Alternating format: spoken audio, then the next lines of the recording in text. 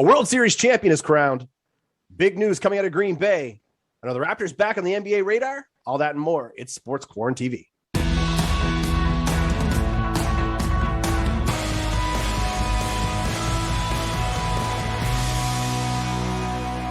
What's up, everybody? Welcome to another episode of Sports QuaranTV. Chris Dobson, Gerry Green coming at you. We have got a great show. We've got a lot to talk about. You heard it in the intro.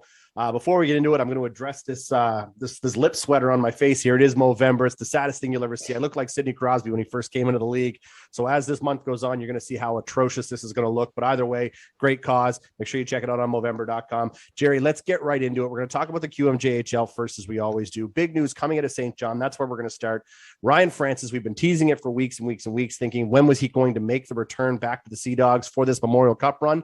Well, it has happened. He is back in St. John. The Stockton Heat have sent him back to basically take a run at a Memorial Cup. Yeah, one game in the books, Chris, for Ryan Francis. And a goal and assist, first stars. They beat, I believe they beat Halifax last Sunday. Mm-hmm. And the interesting thing is he's back with Peter Reynolds. Now, they have Charlie Savoie on the other side, but Chris, I think there's an ingredient there. You know, they have Kotkov back there on that other wing last season. And if you really could add another scoring winger to that line, you really got a nice 1-2 combination, you know, with Dufour in the bunch on the top line. So, but immediate impact, that's the type of player he is. It's a big test for St. John as they go to Quebec this week, Chris, and they take on the Ramparts, Shawinigan, and Drummondville. That's a tough test, and we'll see what kind of leadership and what a shot in the arm Ryan Francis has given to the Sea Dogs. You're absolutely right. This is the test that we are going to, like, that Trevor Georgie is going to use that as a measuring stick, if you would. And I hate to use that terminology, but that's exactly what it is. I mean, Shawinigan's the hottest team in the league right now. I think they've won 7 in a row. Quebec, on the other side, have lost their last 2 as well. So this will be a good indication as to where St. John matches up. But yes, having Ryan Francis in the lineup only makes your team better. And again, reuniting him with Peter Reynolds, get that chemistry flowing and make that all work. The question still remains on whether or not St. John is going to receive Yan Kuznetsov, also from the Stockton Heat. I looked at his numbers this week as well, and he still hasn't found the score sheet. So you're not sure what's going to take place there. But you talked about another scoring winger. And, come trade deadline, these are all the key pieces that Trevor Georgie is going to be making phone calls about to see who's available. But at the same time, you got to remember the asking prices on these guys are going to be astronomical. Yeah, and no disrespect to Charlie Savoie, but Charlie is a great third-line guy with Cam McDonald and throw Bezo on the other side, and that's a real tough third line to play against. So no disrespect to Charlie, but you need somebody with some, a proven scoring touch, I guess, to line up with Reynolds and with Francis. So you have St. John improving. You have Charlottetown improving, who now lead the Maritime Division. And Chris, they're 5-0-1 in their last 6 games. And then what happens? Bathurst, who started the week leading the Maritime Division, lost 3 in a row on the road in Quebec, Chicoutimi, and Baie-Comeau. Blues blow a big lead against the Baie-Comeau Drakkar, who are dead last in the league. Chris, just one other note, Chris, Henrik Lapierre did not play in any of those games. So as Bathurst heads home this week and has a pair of games at home at Halifax, we hope to see Lapierre there. Right. And that's a key piece to what Bathurst was trying to do. But, losing, I think, what are they, 0-5, 0-1 or something like that? 0-5, 0-1, right. Correct. Yeah. If you look at that, I mean, that's got to be a bit alarming. If you try to put this team together, hey, Bathurst is nothing to look at the goaltending they have there, the backstops they have there. I think once the confidence sets in, if Hendrix Lapierre gets back into the mix here, I think Bathurst will turn it around. If you're going to go through a slump, I'd rather go through it early than go through it late. But yeah, right now that the pieces are starting to fall, Gerry, and we looked at, when the season started, they were on a heater. Everything looked good. Maybe it's just their fall from grace. And this is the question mark you're going to ask yourself, is going into the Christmas trade period, which again, it's still 2 months away. But if you're looking at how this is going to go, where your record sits is going to determine what moves you're going to make or whether or not you think you can contend. Yeah, Chris, I think it's human nature, the psyche of the players on the team, hearing that Hendrix Lapierre is coming back.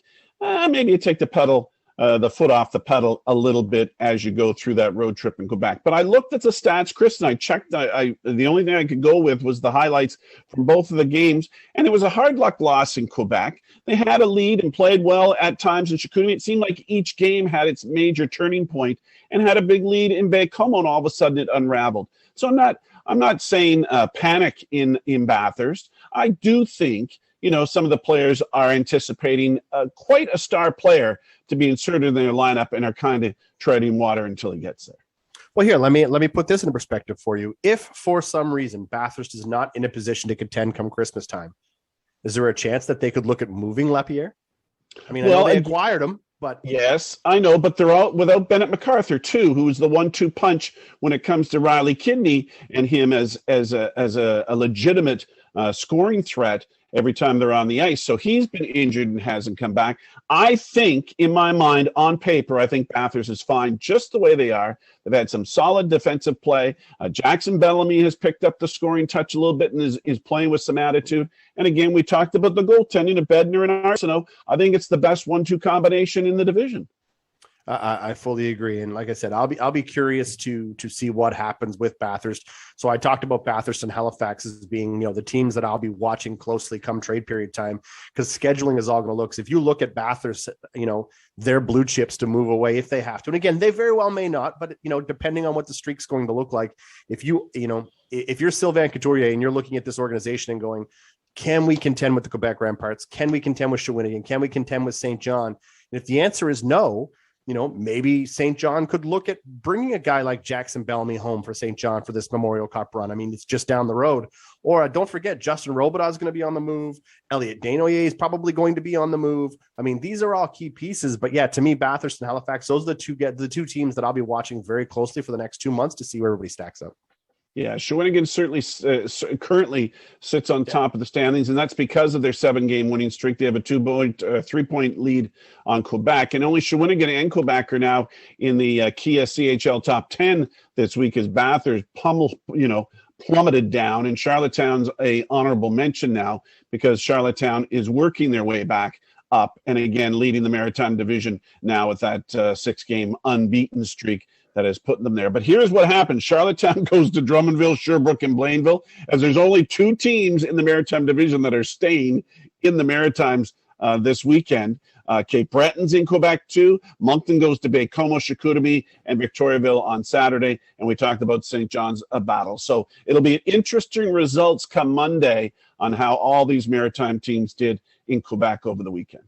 And I mean, we've done all this right now too, talking, not really getting into discussion on the Moncton Wildcats as well and how well, I mean, they've been playing good hockey of late as well, Jerry. And that was another question mark coming into the year was, without the leadership of Jacob Hudson, how are they going to look and, what was going to take place with this young team coming together? And I think this team is starting to come together just fine. Everybody seems to be playing good hockey. Dan Lacroix's got these guys fired up and playing on every game, and they've been battling the injury bug a little bit as well lately, but the team just seems to get it. And, you look at Ty Bell, when he came on in, there's a lot of question marks. A lot of people were concerned early saying, I watched a couple of games. He didn't really fit in. And everyone's like, well, let him adjust to the game. It's going to change. But Yoan Loshing's looked great. Well, Chris, what about the trade for Kalamakov? Kalamakov has been active on the scoreboard, and he's leading them too. He's a 20-year-old, and they do get DeGrozier back, who has been missing a good chunk of the first part of the schedule, a veteran blue liner that, again, maybe stabilizes things back there. But I don't see anybody starring, Chris. I see them all doing it as a team, and that's impressive. I know this is going to be a ridiculous comparison, but I'm going to use it only because I enjoy the way the team seems to be meshing. You're hearing rumblings about the locker room camaraderie. Is this team right now reminds me a lot of what that young Blue Jays team did in Toronto, only because you see how well the guys are clicking, and everybody says the same thing. Yes, if you've got all the talent in the world, it doesn't matter. I would put that up against a great clubhouse any day of the week. And I think that locker room and everybody's playing for each other right now. And Barbashev's look fantastic, and they've gotten great goaltending as well. Yeah. Is it ready to move on, Chris? Let's cover that. Let's go. Time to move on to Major League Baseball. And of course. A World Series champion has been crowned. Congratulations goes out to the Atlanta Braves, Alex Anthopoulos and the Atlanta Braves. I will say this right now. Very excited to see. I mean, as a Red Sox fan, I'm just glad Houston didn't win. But overall, you've got to be super thrilled with watching Atlanta win the World Series and hoist that trophy. It was a lot of fun. They hadn't won since 1995. They've been to the playoffs lots of times, and the story about them having a bad first half of their season and their second half of their season, they were at a win percentage of 611 and all those things that what I call, and sometimes it's disputed in baseball, is the word momentum. But again, it might have been the ingredients that Anthopoulos added to the lineup to make up for Acuna being injured in June and their star fielder wasn't going to be available.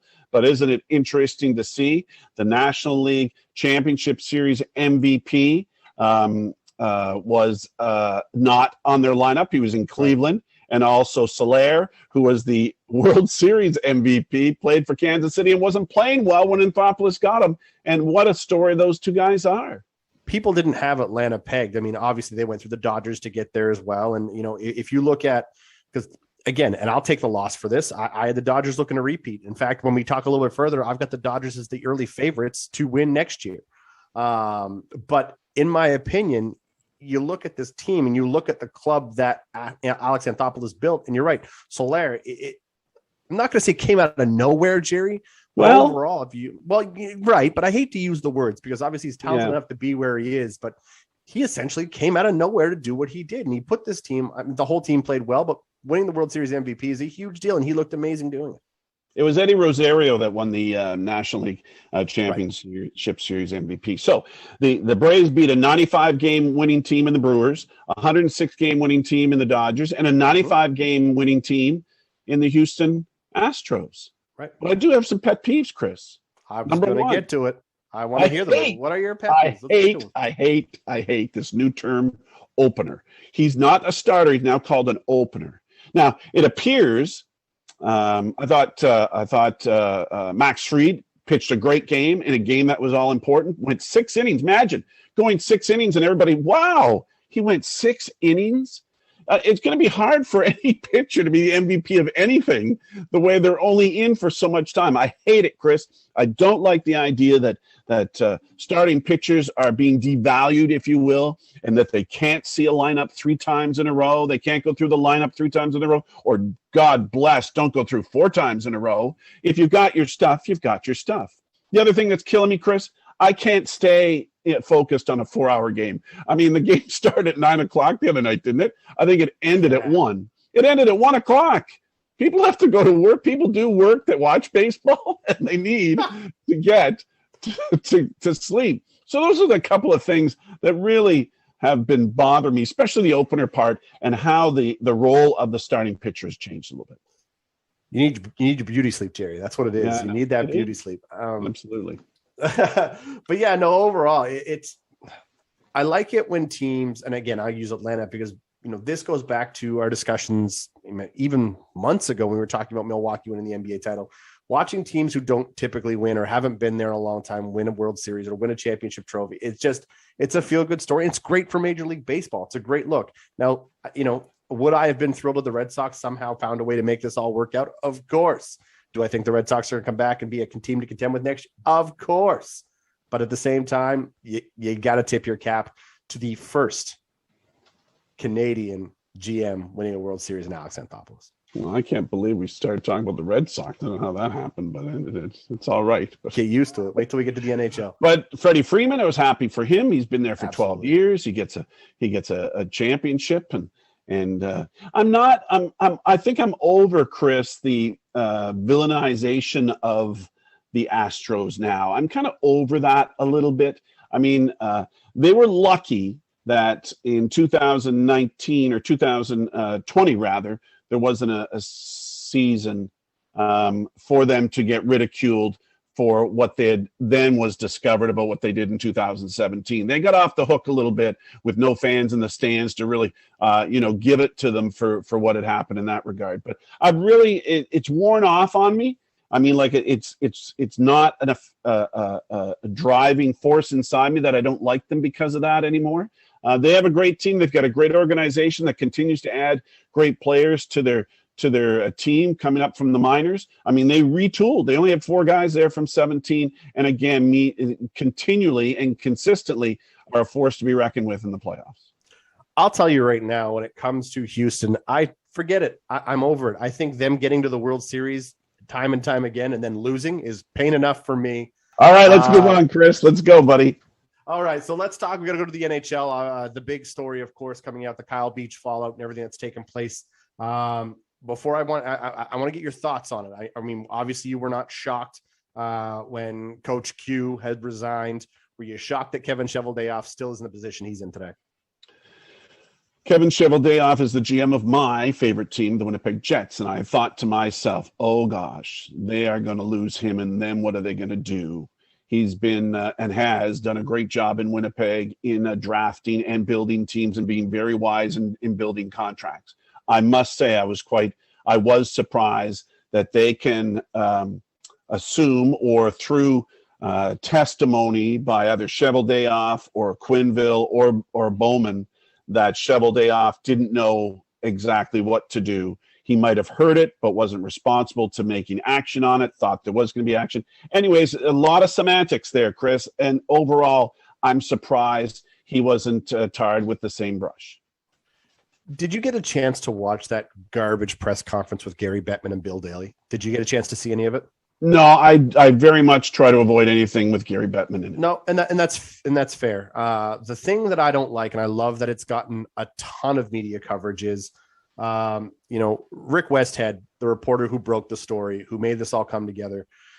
He was on that call, and he was froze out of the entire interview. They wouldn't even let the guy ask a question until the very end, and Pierre LeBrun actually had to bring it up during the press conference, stating that it's ridiculous and Rick Westhead should have been the guy to lead it off. Now, kudos to the Winnipeg Jets, because they allowed Rick Westhead to ask the first question in their press conference.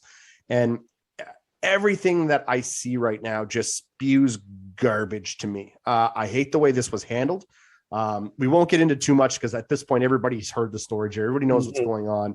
But, you feel for Kyle Beach and everything he's been through. And you look at how the leagues responded and how they handled it. And it took a guy like Taylor Hall, who, if you recall, year after year after year, gets pitched as pure locker room cancer. That's why he's never in the same place. He's the guy who speaks out from his heart, talking about Kyle Beach and everything that took place and how the league needs to change and how it was an old boys club. And he spoke from the heart. And that's the guy that was the locker room cancer. Meanwhile, guys like Jonathan Taves, who again spoke out, Duncan Keith has re-spoken out. Anyways, I'm just disgusted by the whole situation. I think a lot needs to change. I think owners need to look at everything right now, even possibly look at removing Gary Bettman. I think it's time. I think it's time for him to go. I'm beyond. Well, they're even talking about Don Fear too, about what his role was in the Players Association and how nothing from the Players Association has been indicated of any sort of activity or plan of action whatsoever. And it's shocking.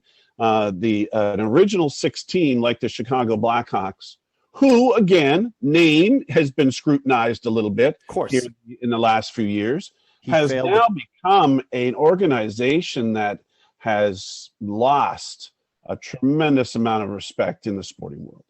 So before we move on to the NFL, the last thing I will say about this is one of the best comments I saw on Twitter was hearing that Robert Lehner is the head of the NHL player union meeting with Donald Fair.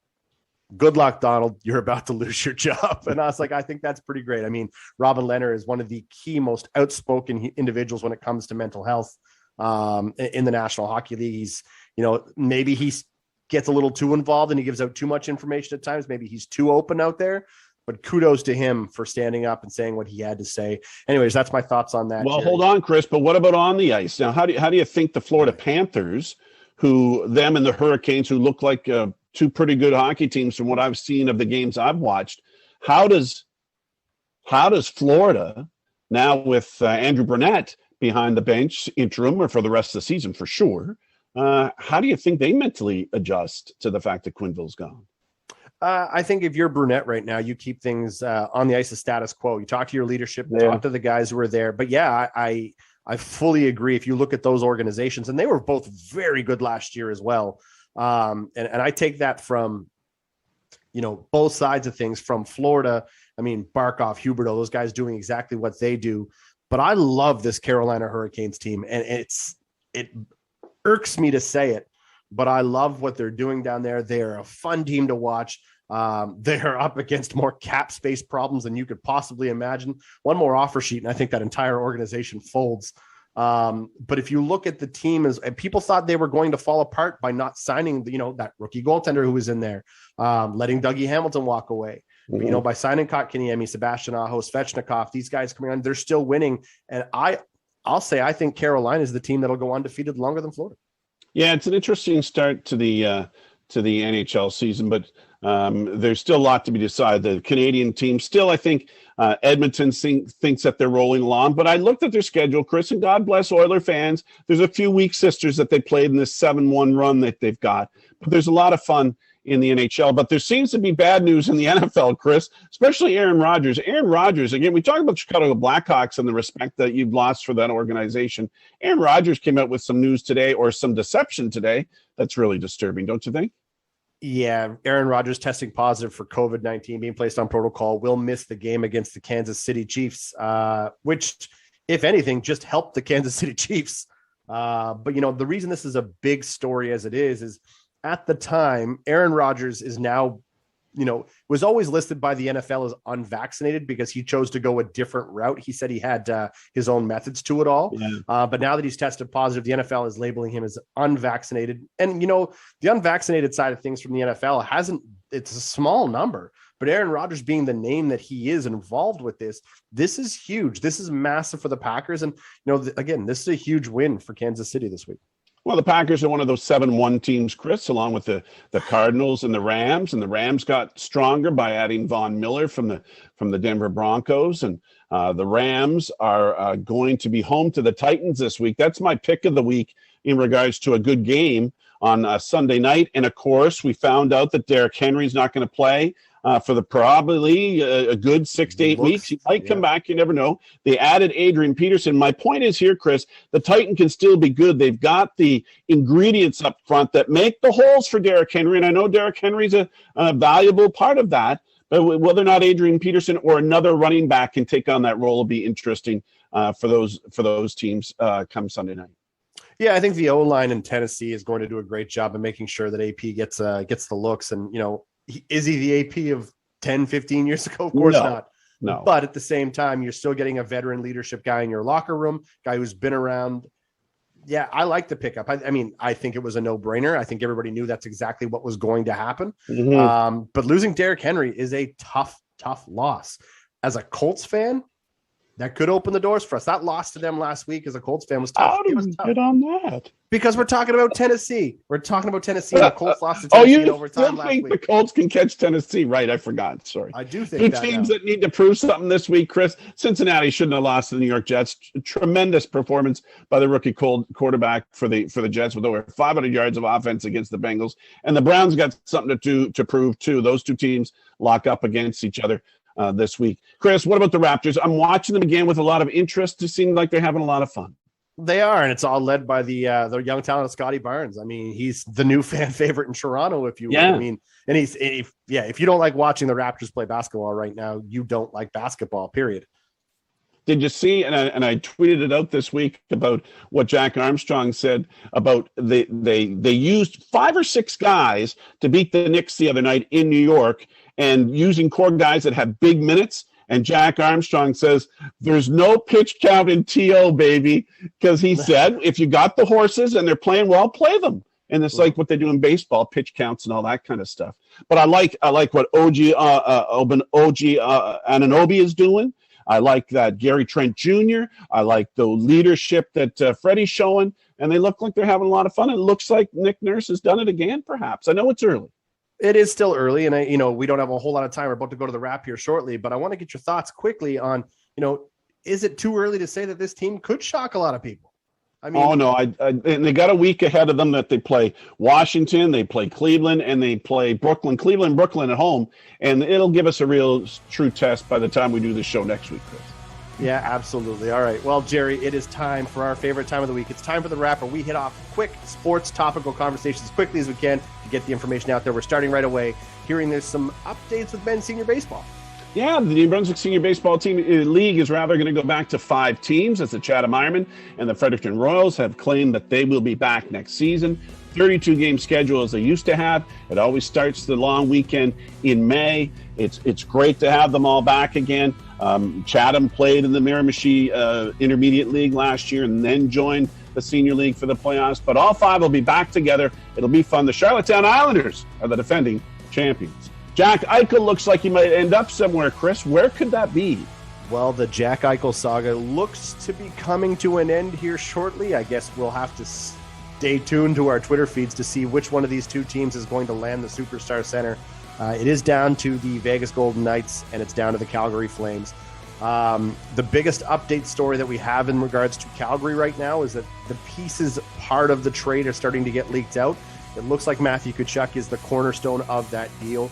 Matthew Tkachuk, a first-round pick, 2 future prospects as well, who are already in, that's what Buffalo's been looking for. They're trying to finalize the details, but it looks like Eichel will be on the move. The key piece of this whole thing is that both teams have agreed that Jack Eichel will get the surgery that he wants. Well, Jerry, in AUS hockey, the mighty have fallen. The Reds finally taken out. Well, yeah, the varsity. I keep doing that. UNB Reds fell in Antigonish last Saturday night by a count of 4-3, but not for a lack of trying, Chris. They outshot the X-Men 51-23. They outshot them 17-0 in the first period. When was the last time you ever heard that? And ended up losing 4-3. They're 7-1. St. FX is 6-2. The Moncton Aigle Bleus 2-5-1. And interestingly enough, the Reds are in Moncton Friday night to take on the Aigle Bleus. Chris, it looks like the Raiders are back in the news for the wrong reason again. Is that true? Yeah, Henry Ruggs, the receiver, young receiver, has been released by the Vegas Raiders for good reasons. This idiot goes out, gets hammered, gets behind the wheel of a car, drives 154 miles an hour and kills a 23-year-old woman. As far as I'm concerned, that's the only information I'm going to give. I don't want to talk about this donkey anymore. I'm glad he's gone. I hope he never comes back to the league. I know they say you're innocent until proven guilty. Well, those are the facts, friends. And as far as I'm concerned, Henry Ruggs can, rot in a prison cell for all I care. It's tough. The Raiders have come out on such negative sides of the coin in the last couple of weeks. Of course, the John Gruden situation and now this. Hopefully the team can move past this. The Raiders had to distance themselves. Either way, that's your news there. That's going to wrap it up for us, guys. Thanks for tuning in this week. Hope you've had as much fun doing it as we've had recording it. Thanks for watching. We'll see you next Thursday.